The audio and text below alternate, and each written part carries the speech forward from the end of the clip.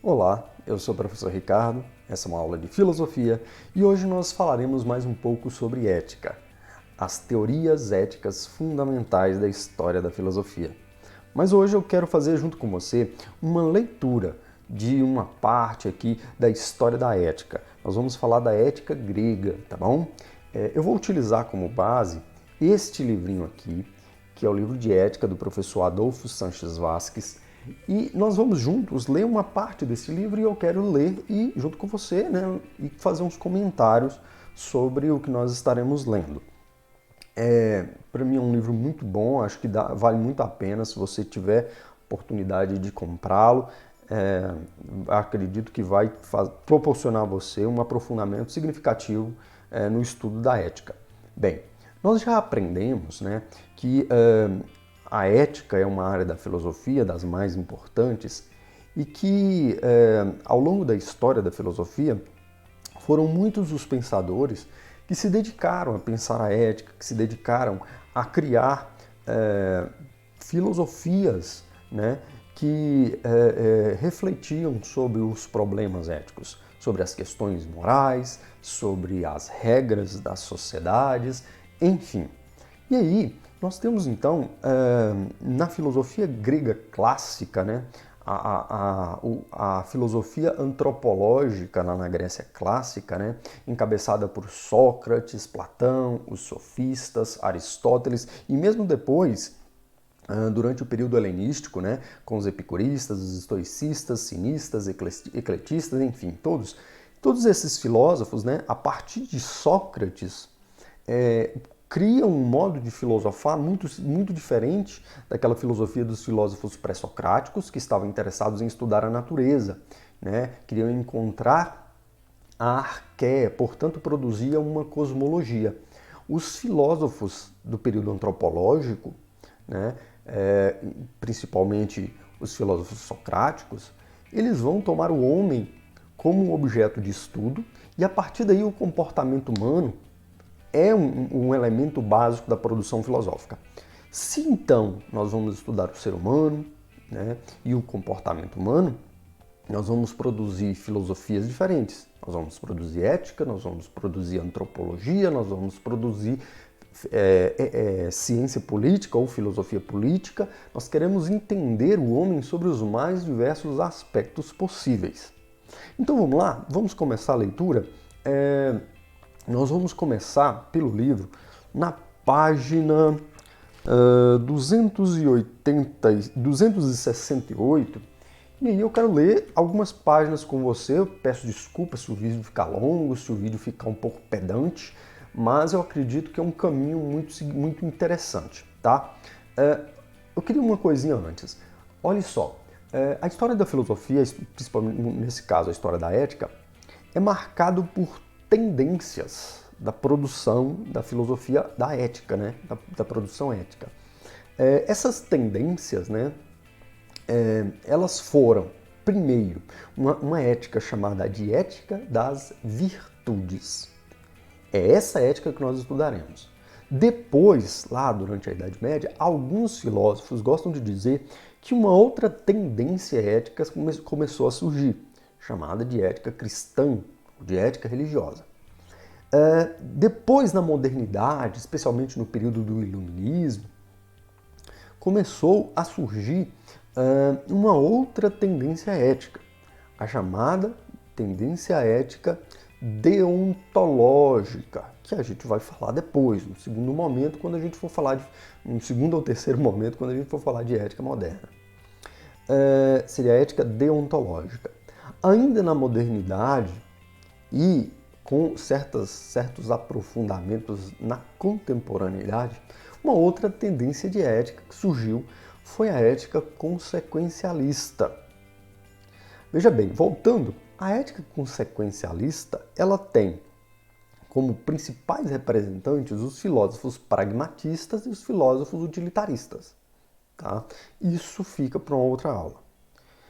A ética deontológica tem como principal representante Immanuel Kant, filósofo do Iluminismo, e os outros filósofos que concordariam com Kant. Né?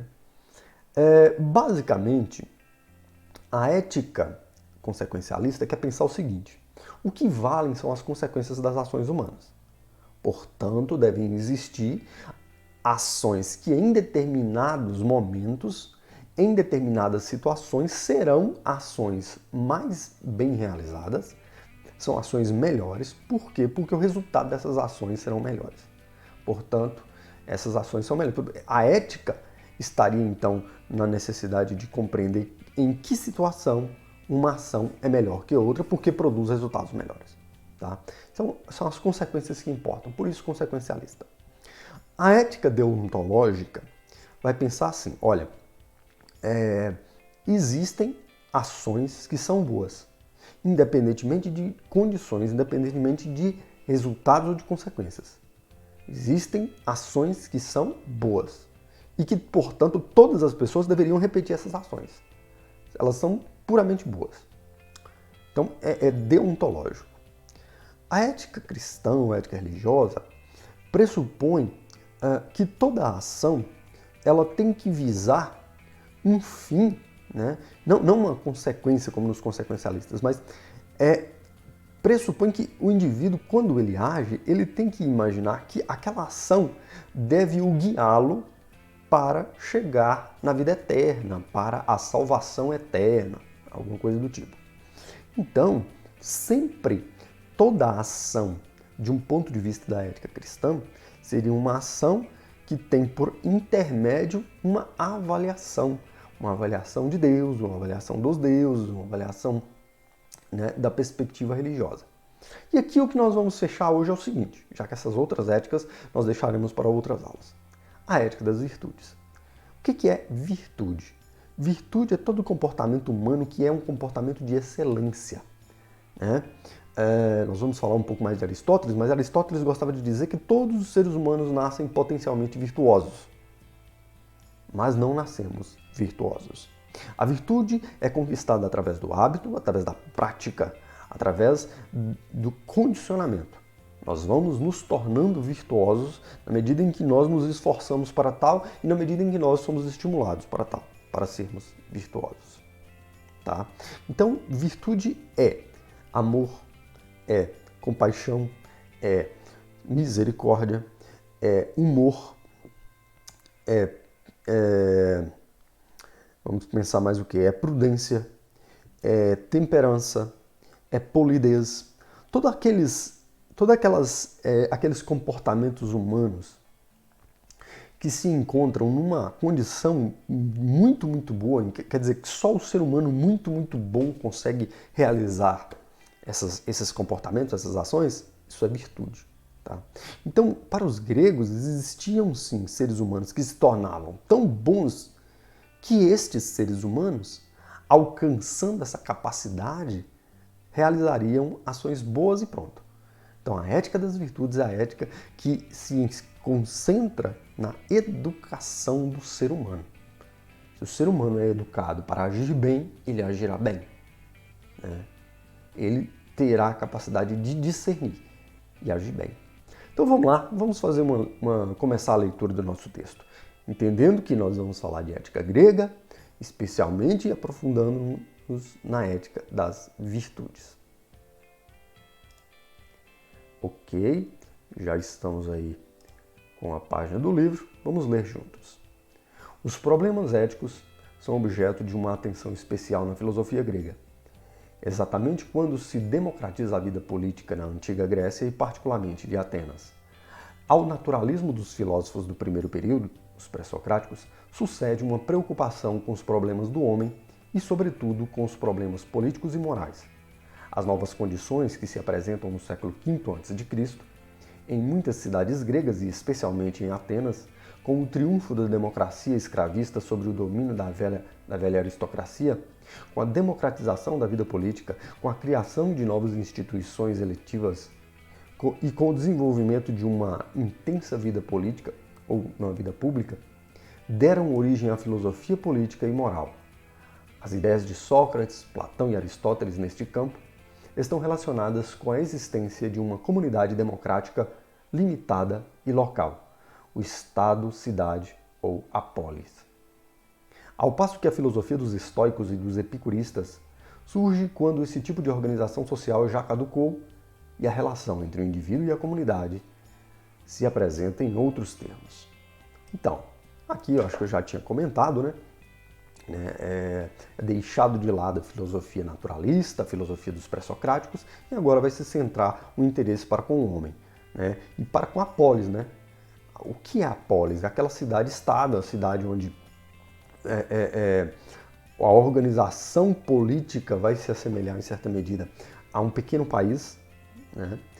A política própria, mas relaciona-se com as outras polis, com as outras cidades-estados, em alguns elementos, como a cultura, como a religião, né? Em alguns casos até a moeda, né? Mas com características, né, políticas bastante diferentes, né? Então você tinha uma cidade-estado que era democrática, você tinha outra cidade-estado que era uma ditadura, por exemplo. Tá? Vamos lá. Vamos começar então falando dos sofistas. Quem assistiu à minha aula sobre sofistas vai se lembrar bem que esses caras, eles, por um lado, democratizaram o conhecimento, porque eles eram professores que ensinavam qualquer um, né? Mesmo os filhos dos pobres tinham a oportunidade de estudar alguma coisa com sofistas, enquanto que, para ser filósofo, basicamente era necessário que você tivesse uma condição de subsistência que lhe garantisse sua vida, né? Porque era para o dia inteiro, era a vida inteira. Mas, por outro lado, os sofistas também eles trazem algo de muito controverso, que é o fato deles ensinarem retórica, é o fato deles não estarem, deles relativizarem todo o conhecimento. Então, os sofistas, eles são adversários dos filósofos, especialmente dos filósofos socráticos. Vamos lá, vamos ler um pouquinho. Constitui um movimento intelectual na Grécia do século V a.C. O vocábulo sofista, que desde Platão e Aristóteles toma um sentido pejorativo, originalmente significava mestre ou sábio, como mostra sua semelhança com a palavra grega sofia, que significa sabedoria, mesmo radical, né, gente? Que gera a palavra filosofia. O sofista reage contra o saber a respeito do mundo porque considera o saber a respeito do mundo estéril e se sente atraído especialmente por um saber a respeito do ser humano, particularmente um saber jurídico e político, mas não ambiciona um conhecimento um conhecimento gratuito e especulativo, tende a fluir na vida pública. Por esta razão, os sofistas se transformaram em mestres que ensinam principalmente a arte de convencer, ou a retórica. Numa sociedade em que o cidadão intervém ativamente e é muito importante ter êxito na vida política, a arte de expor, argumentar e discutir ensinada pelos sofistas, cobrando por isso, com grande escândalo dos seus concidadãos, não deixa de ter uma aceitação excepcional até o ponto de convertê-los numa verdadeira força social. Mas essa arte de persuadir é desenvolvida e transmitida pondo em dúvida não só a tradição, mas a existência de verdades e normas universalmente válidas. Não existe nem verdade nem erro, e as normas, por serem humanas, são transitórias. O sofista Protágoras cai assim no relativismo ou no subjetivismo. Tudo é relativo ao sujeito, ao homem, medida de todas as coisas. E o sofista Górgias sustenta que é impossível saber o que existe realmente e o que não existe. Tá, vamos pensar em uma ética do ponto de vista dos sofistas. Os sofistas eles são relativistas. Protágoras, quando diz que o homem é a medida de todas as coisas, ele está pensando no homem em particular, no homem individual. Este homem que Protágoras está pensando é o eu que fala. Então, a minha perspectiva é que conta. Então, tudo é relativo a mim, aos meus interesses.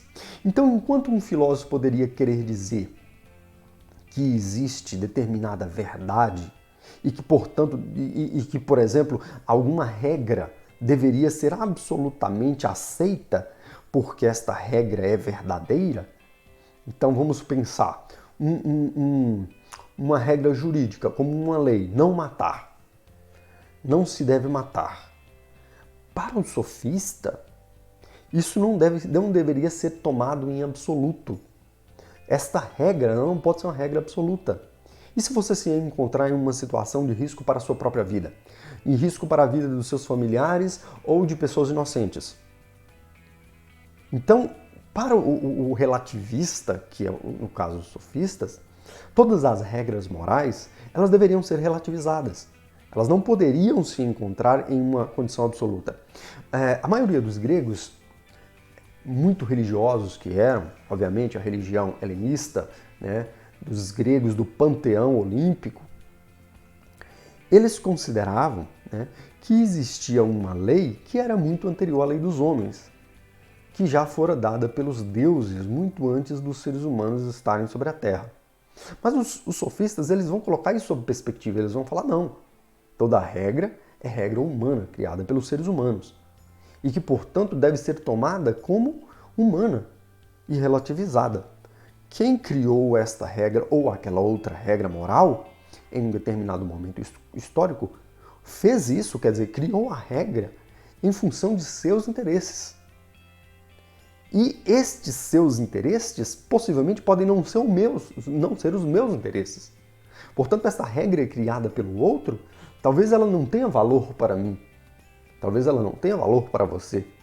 Então, colocar em perspectiva e relativizar as regras morais causa um grande desconforto, principalmente nos debates entre os sofistas e os filósofos. Tá? Então esta seria a ética baseando-se nos sofistas, relativizando. Não existe regra moral verdadeira. Toda sustentação de uma regra moral para o sofista seria um tipo de moralismo. Tá? Então vamos lá, vamos ver Sócrates. Sócrates nasce em Atenas em 470 a.C., adversário da democracia ateniense e mestre de Platão. Acusado de corromper a juventude e de impiedade, é condenado a beber cicuta e morre em 399 a.C. Compartilha o desprezo pelos sofistas, pelo conhecimento da natureza. Ele compartilha o desprezo dos sofistas pelo conhecimento da natureza, bem como sua crítica da tradição, mas rejeita o relativismo e o subjetivismo dos sofistas. Então, o Sócrates, em relação aos sofistas, ele concorda com o fato de que a filosofia dos pré-socráticos, que eles consideravam ser doxa, ser um conhecimento da experiência, porque é o modo como você observa a realidade, que te dá uma possível verdade sobre a realidade, para Sócrates, isso deveria ser deixado de lado, assim como para os sofistas, isso deveria ser deixado de lado. É por isso que tanto os sofistas quanto Sócrates e os socráticos fazem parte de um movimento intelectual que, ainda que em adversidade, tem relações entre si, né, que seria a filosofia antropológica do período clássico. Para Sócrates, o saber fundamental é o saber a respeito do homem. Daí, Sócrates sempre repetir: conhece-te a ti mesmo, que se caracteriza, por sua vez, por esses três elementos. O primeiro elemento do conhece-te a ti mesmo é o seguinte: é um conhecimento universalmente válido contra o que sustentam os sofistas. Quer dizer, o que acontece quando você se conhece a si mesmo? Você se conhece de verdade. Existe um eu, um ser si mesmo, portanto é passível de ser conhecido universalmente. 2. É, antes de tudo, conhecimento moral. E 3. É um conhecimento prático, conhecer para agir retamente. Saber a verdade, conhecer as verdades, tanto sobre si mesmo quanto sobre o mundo à sua volta, te possibilita, né, agir retamente, praticar o bem. E a ideia de bem, ela é absoluta, ela existe, é verdadeira, fora do ser humano. Não é apenas uma interpretação humana da realidade. Existe de verdade o bem. E somente aqueles que alcançam a capacidade de conhecer o bem podem agir em conformidade a ele. Dizer que não existe o bem ou que toda verdade é relativa ao homem, que portanto a sua verdade é diferente da minha verdade, é subjetivismo. E o Sócrates discordava disso. Tá? Portanto, a ética socrática é racionalista. Nela encontramos, primeiro, uma concepção do bem como felicidade da alma e do bom como útil para a felicidade. Então, o bem e o bom são fundamentos da ética socrática. Existe o bem, você pode conhecê-lo. Existe o bom é útil, o bom faz bem. E segundo, a tese da virtude. Virtude em grego era a palavra areté. Tá? Então, se aparecer mais vezes a palavra areté aqui, relacionem-a com virtude. A capacidade radical e última do homem como conhecimento. E do vício como ignorância. Quem age mal é porque ignora o bem. Por conseguinte, ninguém faz o mal voluntariamente. Olha que coisa interessante do Sócrates. Sócrates acredita que todas as pessoas do mundo deveriam ter as oportunidades ou a oportunidade de se tornar um pouco filósofo, né? De se aproximar das verdades absolutas. Né? O Sócrates vai dizer que nunca se pode chegar absolutamente a todas as verdades, mas elas existem. Né? E você pode cada dia mais chegar mais próximo delas. Tem uma máxima socrática que é aquela que ele dizia: só sei que nada sei. Isso expressa já uma virtude fundamental do pensamento socrático, que é a humildade filosófica. Se você reitera que você sabe, você não tem mais o que se buscar de conhecimento. Agora, se você diz que você é ignorante, se você afirma a sua ignorância, você tem possibilidade de continuar em busca do conhecimento e de, enfim, chegar próximo das verdades. Aquela que você antes julgava saber, que você julgava tê-las, mas que não tinha nada. Mas que agora você pode se aproximar um pouco mais. Né? Então, aquele que se aproxima da verdade e que conhece a ideia de bem, ele não pode mais agir fora desta ideia de bem. Né? Porque todo ser humano, quando age acreditando que aquela ação é a melhor possível. Na concepção de Sócrates, quando alguém age mal, é porque ainda não é capaz de conhecer o bem. Tá? E, por último, a tese de origem sofista, segundo a qual a virtude pode ser transmitida e ensinada. É verdade. Né? A paideia é uma palavra grega que significa educação. Né? A paideia grega, né, ela está muito presente em Sócrates e vai inspirar em Platão depois a criação da academia, a criação da universidade, né, do ensino superior, que era a escola de Platão, chamada de academia. Lembrando que Sócrates era o mestre de Platão. Vai fazer com que Sócrates ensine os jovens na cidade. Né? Ele então se torna um educador e ele acredita sim que quando as pessoas conhecem a verdade, conhecem o bem, essas pessoas se tornam melhores, alcançam as virtudes. Resumindo, para Sócrates, bondade, conhecimento e felicidade se entrelaçam estreitamente. O homem age retamente quando conhece o bem e, conhecendo-o, não pode deixar de praticá-lo. Por outro lado, aspirando ao bem, sente-se dono de si mesmo e, por conseguinte, é feliz. Então, a palavra grega para felicidade é a palavra eudaimonia. Né? Então, a eudaimonia para Sócrates advém da capacidade de conhecer.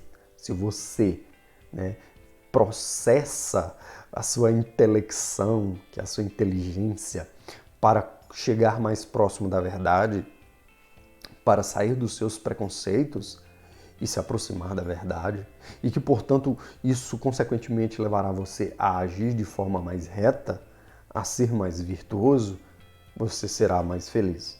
Tá? Vocês vão ver que, em certa medida, esta visão socrática ela estará presente com muita força na Ética de Aristóteles. Vamos continuar. Platão. Platão nasce em Atenas em 427 e morre em 347 a.C., discípulo de Sócrates e, como esse, inimigo da democracia ateniense. A condenação e a execução do mestre Sócrates induzem Platão a renunciar à política efetiva. A ética de Platão se relaciona intimamente com a sua filosofia política, porque para Platão, assim como também para Aristóteles, a polis é o terreno próprio da vida moral. Então, Platão vive na polis, na cidade de Atenas, no final do século V, e início do século IV antes de Cristo. Ele vive o momento do apogeu da democracia, ele participa do processo democrático, ele era discípulo de Sócrates, que mesmo sendo reconhecido por Platão como o maior dos pensadores, como o homem mais genial do mundo, ele é condenado à morte pela democracia. Isso certamente faz com que Platão perceba que existe um problema muito sério na democracia. E ele vai falar, olha, só é possível qualquer ética mediante uma cidade, e aí ele tem o ideal de cidade como um elemento central de sua política, somente quando a cidade, a polis, dê possibilidades a que o indivíduo se comporte em conformidade com aquilo que o indivíduo traz em sua alma. Tá? Então aqui a gente tem que pensar em Platão do ponto de vista até da metafísica platônica, né? Platão vai dizer que existem dois mundos, o mundo inteligível e o mundo sensível. O mundo sensível é este mundo que nós nos encontramos, é o mundo da caverna, é o mundo das sombras, das coisas falsas, das cópias. O mundo inteligível é o mundo das verdades, é o mundo das formas, é o mundo onde se encontram os modelos dos quais são reproduzidas todas as realidades aqui do mundo sensível. Então, Platão acredita que o ser humano também é duplo. O ser humano seria corpo e alma. E a alma humana carregaria os elementos básicos e fundamentais para que o ser humano agisse bem. As verdades, aquelas a que Sócrates já havia dito que o ser humano poderia chegar próximo, para Platão se encontrariam no mundo inteligível. E através da sua sensibilidade, quer dizer, através do seu corpo, você não pode encontrar essas verdades, então você não pode conhecer o bem para agir virtuosamente. Então você tem que fazer uso da sua alma intelectiva, da sua razão pura, para ir alcançar as verdades do mundo inteligível. Só que essas verdades do mundo inteligível, você como corpo não pode chegar lá. Por quê? Porque não é sensível, não é físico, é suprassensível, né? Para além do físico. O que Platão sugere? Sugere que, em função da sua alma já ter habitado no mundo inteligível, em razão da sua alma já fazer parte das verdades eternas, belas, perfeitas e imutáveis do inteligível, a sua alma pode rememorar, realizar o que Platão chamava de anamnese, ou reminiscência, relembrar-se dessas verdades. Então, o trabalho é chegar até a alma, alcançar a alma. Esse é o trabalho filosófico. É o que Platão chamava de dialética ascendente, fazendo uma clara referência ao método socrático de busca da verdade, que era a dialética. Então, a dialética de si mesmo. Platão vai buscar a dialética de si mesmo. Né? Platão vai dizer que é possível, sim, você se tornar virtuoso, mas quando você conhece a sua alma e age em conformidade à sua alma. Só que se você não tem uma cidade que te proporciona fazer isso, se a sua alma é uma alma que te poderia fazer levar você chegar num estágio de filósofo, mas a cidade não permite que existam filósofos, você nunca agirá como um filósofo. Vamos ler um pouquinho. A ética de Platão depende intimamente, como sua política, de sua concepção metafísica, o dualismo do mundo sensível e o mundo das ideias, o mundo inteligível, permanentes, eternas, perfeitas, imutáveis, que constituem a verdadeira realidade e tem como cume a ideia de bem, divindade, artífice ou demiurgo do mundo. Então, olha lá. Quando o filósofo ele sai da caverna, ele se liberta da sua sensibilidade, que é prisioneira, liberta-se de seu corpo, que é prisão, e o filósofo alcança as verdades do mundo inteligível, as formas, Este filósofo ele vai perceber que existe uma hierarquia das verdades. E a maior delas é a ideia de bem.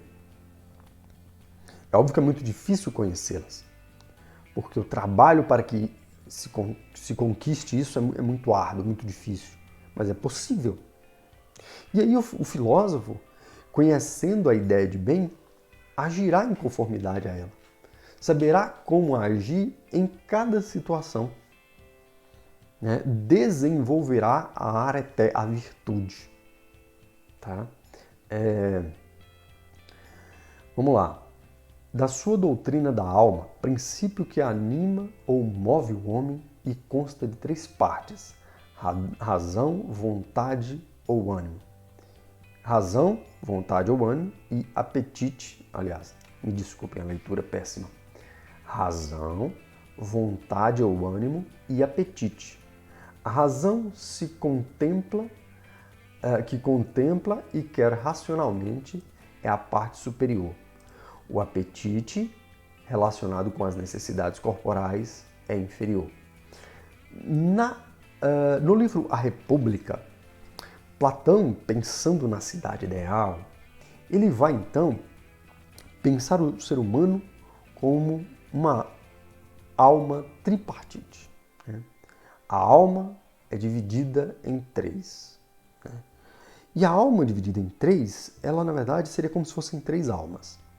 A alma racional, ou a razão que aqui aparece para vocês, seria a alma de ouro, aquela que se concentra na cabeça. Né? Essa alma de ouro é a alma racional. Tipicamente a alma do filósofo, a qual mais se manifesta no filósofo. Uma alma de prata, uma alma do apetite, uma alma da vontade ou do ânimo, seria a alma irracível, da irascibilidade. Né? Esta alma, ela tem como uma característica fundamental a coragem. Né? Se manifesta no tórax e é muito comum aos soldados. Os soldados têm a tendência a manifestar com mais vigor a alma, vontade ou ânimo, a alma irracível. Então, para Platão, uma cidade ideal seria aquela que possibilitasse que esses indivíduos, né, tanto o filósofo, manifestasse as características da sua alma racional, como também o caso dos soldados, dos guardiões da cidade, tivesse a oportunidade de manifestar o seu ânimo, a sua vontade, a sua irascibilidade, a sua coragem. A alma do apetite seria a alma que se manifesta no abdômen. É uma alma de bronze, é uma alma chamada também por Platão de alma concupiscente. É uma alma que se manifesta muito na maior parte das pessoas das sociedades, nos artesãos, nos produtores, nos comerciantes. Esta alma é uma alma apetitiva ou concupiscente, porque os indivíduos que manifestam com mais vigor esta alma são os indivíduos que têm uma tendência maior à satisfação dos seus desejos pessoais, né? Dos seus desejos físicos, de suas necessidades físicas. O interessante em Platão é que ele vai dizer isso e vai dizer assim: uma cidade ideal é aquela que possibilita que cada um viva em conformidade com aquilo que a sua alma mais tende. Se você é um indivíduo que tende mais à alma racional, que você tenha possibilidades de conhecer as verdades e depois dizer às outras pessoas o que são as verdades, o que é o bem, o que não é o bem. Tá? Se você tem a tendência mais para a alma irracível, a alma da vontade e e a sua virtude, a virtude da coragem, que você tem a oportunidade de desenvolver essa virtude. A virtude da coragem. Né? E aí, cara, esse seria um modelo ideal de cidade para Platão. Também um modelo de educação se basearia nisso. Né? Existiria uma educação pública para que todas as pessoas passassem por elas e que pudessem né, se desenvolver em função disso. Agora, uma coisa interessante é o seguinte, Platão está dizendo também que as pessoas elas não são iguais. Tá? Esse princípio de igualdade que está muito presente, muito forte nas nossas últimas gerações, advindo de uma visão iluminista do ser humano, né, que foi fortemente divulgada pelas revoluções burguesas, principalmente a Revolução Francesa, e que depois vai gerar um debate profundo sobre direitos humanos e os ordenamentos jurídicos, como a Constituição brasileira, se estabelecem muito fortemente com influência dos direitos humanos, né, com a ideia de igualdade. Então, é muito comum que hoje nós pensemos da seguinte maneira: todos os seres humanos são iguais, independentemente de cor, raça, sexo, juridicamente iguais, né? Todos valem igualmente. O Platão, ele vai dizer que algo parecido com aquilo que nós pensamos hoje a respeito de direitos humanos, todos são dignos de receberem dignidade, né? Todos nós, todos os seres humanos são dignos, mas são diferentes, intrinsecamente diferentes, e devem ser tratados, inclusive perante as leis, de forma diferente. A sociedade deveria se organizar para que os indivíduos tenham condições de viver em conformidade com a alma que, né, propagam, com a alma segundo a qual vivem, são. Então, Platão pensa o homem como diferente, não como igual. Tá? Então, isso como base aí. Pela razão como faculdade superior e aristocrática do homem, a alma se eleva, mediante a contemplação, ao mundo das ideias. Seu fim último é purificar ou libertar-se da matéria para contemplar o que realmente é e, sobretudo, a ideia de bem. Para alcançar essa purificação é preciso praticar várias virtudes, que correspondem a cada uma das partes da alma e consistem no seu funcionamento perfeito. A virtude da razão é a prudência. Prudência, que é uma virtude belíssima, né? Em algum momento eu quero fazer um trabalho só tratando das virtudes. A ética das virtudes é belíssima. A virtude da prudência é a virtude da capacidade de raciocinar, né, e de tomar a decisão melhor. Se você é uma pessoa que costuma tomar boas decisões, é possível que você seja uma pessoa prudente, ou que você seja mais prudente do que as pessoas que tomam péssimas decisões. O que é preciso para tomar uma boa decisão? É a capacidade de compreensão do contexto sobre a qual as possibilidades se encontram abertas. Se uma pessoa ela tem uma observação, ela compreende apenas uma pequena parcela do mundo, da realidade, do contexto no qual a sua decisão se encontrará, a chance de que essa decisão seja péssima, seja muito ruim, é muito grande. Então, o que Platão está dizendo? Ele está dizendo o seguinte, que se você desenvolve a sua racionalidade, a sua alma racional que se encontra na cabeça, né? Olha só, o Platão vivia no século V a.C. e já dizia que a sede da razão é a cabeça. Como que a gente hoje, né, no século XXI, costuma pensar como a sede da capacidade racional a cabeça, né, em função da presença do cérebro na cabeça, né? Isso já era algo que estava presente no pensamento dos filósofos antigos. Então o que Platão vai dizer? A prudência, né, é essa virtude que te faz ter uma visão do contexto no qual você se encontra, saber quais são as possibilidades que se encontram também abertas para a sua decisão. E a tomada de decisão é sempre uma tomada de decisão muito esclarecida. Muito esclarecida. Por quê? Porque o sujeito ele reconhece as consequências da sua ação. Ele sabe qual vai ser a ação mais virtuosa, menos danosa, a ação que visa o bem. Então, isso é prudência, né? Isso é a virtude que mais tende a desenvolver aquela alma que é a alma racional. A alma irascível, a alma da vontade, do ânimo, né? Esta desenvolve a virtude que eu já falei, a virtude da coragem, a virtude da fortaleza. Lembrando que essa virtude ela é magnífica também, porque coragem não é fazer tudo em função do perigo, tá? Coragem é enfrentar o medo para fazer o bem, tá? Coragem não é não ter medo. Não ter medo é temeridade. Então, mas o bandido é muito corajoso. Não, ele é temerário, tá? Uma ação só é virtuosa se ela visa o bem.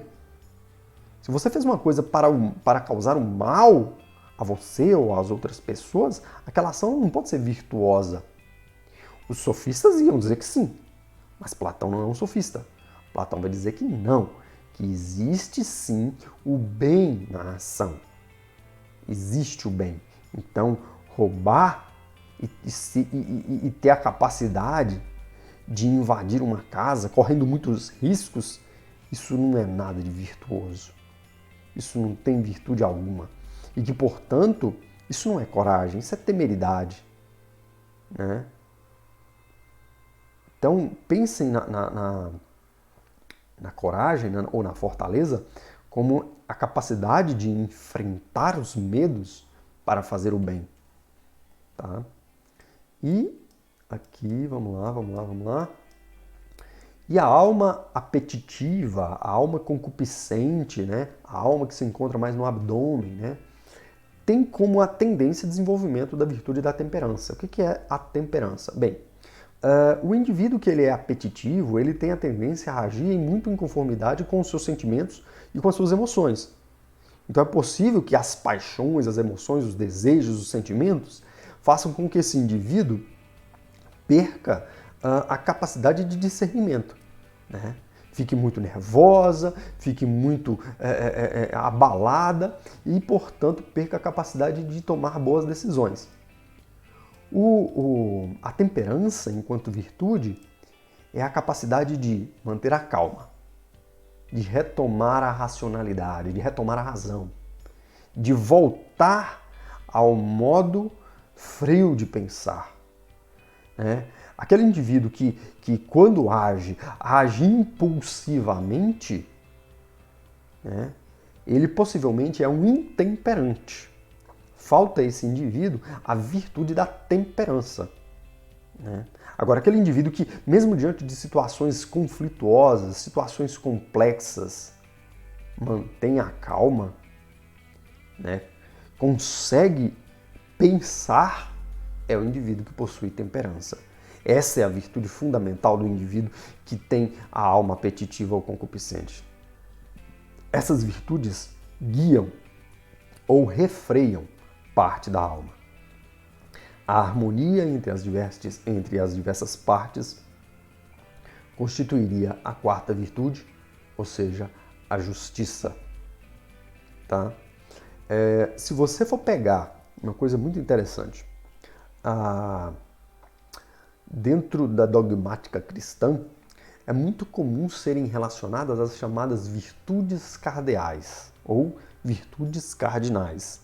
Quais seriam essas? As virtudes cardeais: prudência, temperança, fortaleza e justiça. São 4. Prudência, temperança, fortaleza e justiça. Gente, isso é uma clara referência ao pensamento de Platão, tá? Platão é quem vai dizer que estas são as virtudes principais que formam um homem finalmente virtuoso, um homem bom, que o guia o ser humano para próximo do bem, né? Para próximo do bem. Como o indivíduo, por si só, não pode aproximar-se da perfeição, torna-se necessário o Estado ou a comunidade política. O homem é bom enquanto bom cidadão. A ideia do homem se realiza somente na comunidade.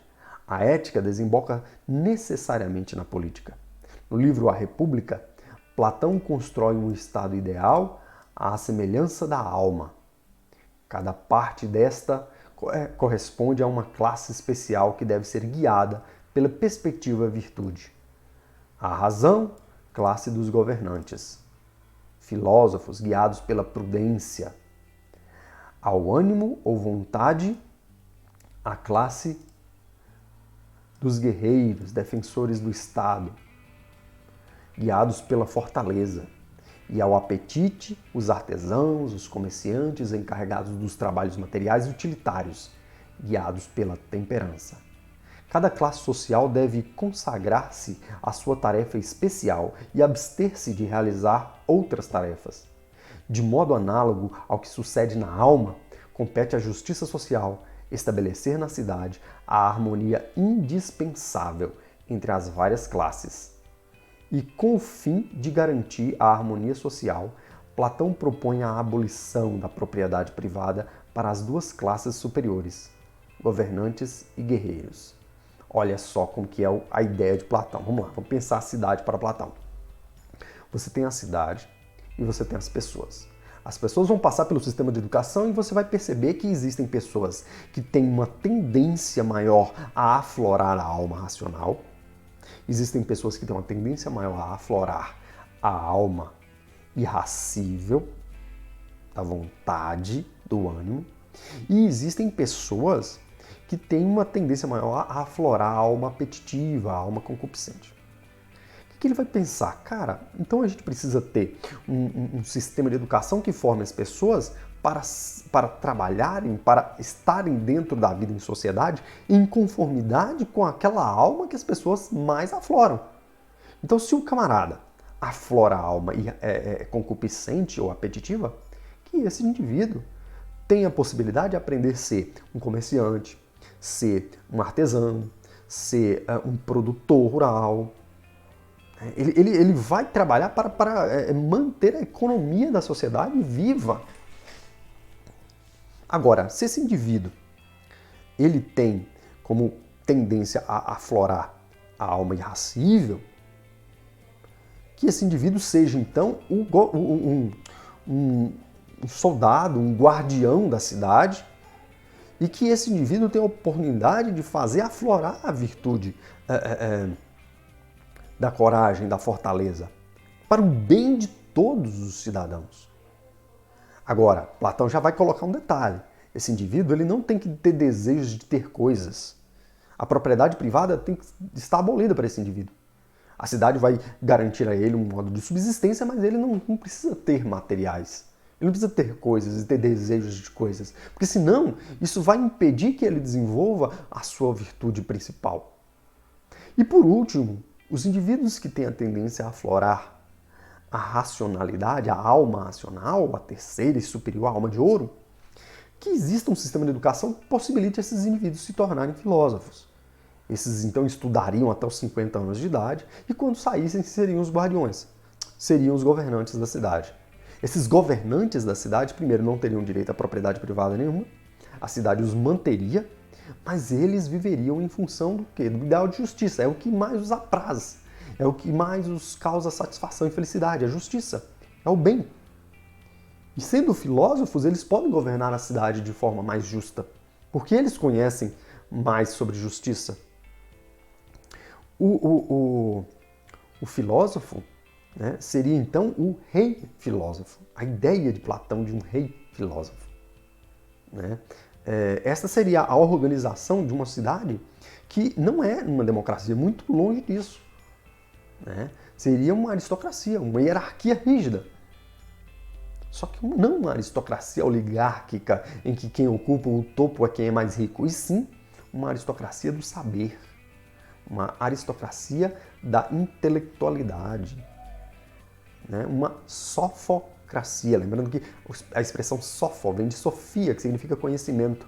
Então, uma sofoscracia, né? Uma aristocracia do saber.